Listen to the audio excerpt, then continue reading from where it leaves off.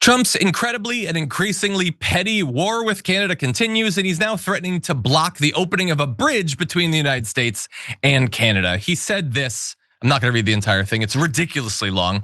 As everyone knows, the capital C country of Canada has treated the United States very unfairly for decades. Now things are turning around for the USA, and fast. I mean, they are. Canadians don't come here anymore. They don't buy our products. Obviously, this is really good for America.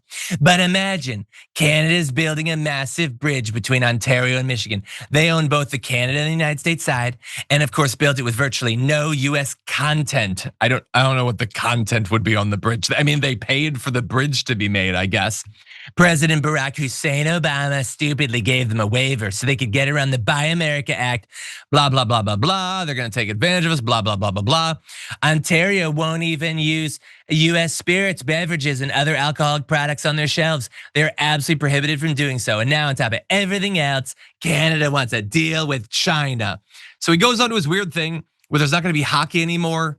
Again, Grandpa, nobody understands what you're talking about with that. Kid Rock doesn't understand what you're talking about with that. It's a really weird thing to say.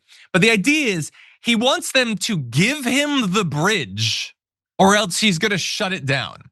And the reason that they have to give us the bridge is because they're boycotting some American products. Now, if that's all you know, then maybe that seems reasonable. I mean, it wouldn't be. But they're boycotting the products because of the tariffs he put on them. So do you see how self-destructive and circular this is? That he mistreats the Canadians, so they do the obvious, predictable, and predicted thing, which is they do their own tariffs. And then he uses that as a justification to try to screw them over once again.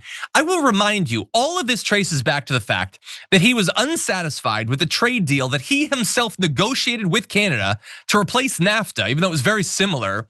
He wanted to be able to declare victory during his first term. And then once he comes to the second term, he pretends as if we don't have a trade deal with them and immediately starts launching tariffs every time like his blood sugar spikes.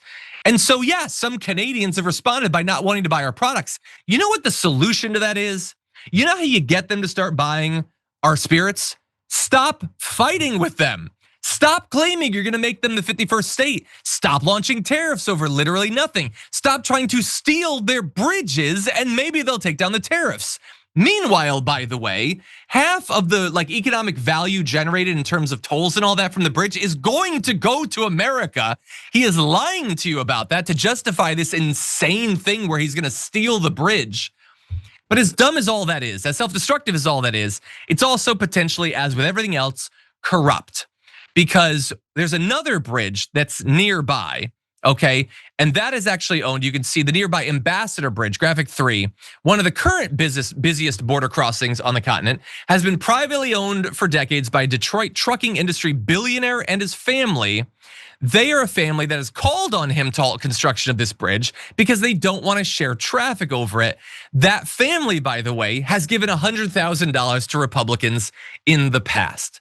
And so is it really about the spirits? Is it really about his fight? Or is this just him paying back yet another donor and potentially screwing over American companies who really would like to have this border crossing so they could sell more products and American consumers could buy more products a little bit easier, maybe a little bit cheaper.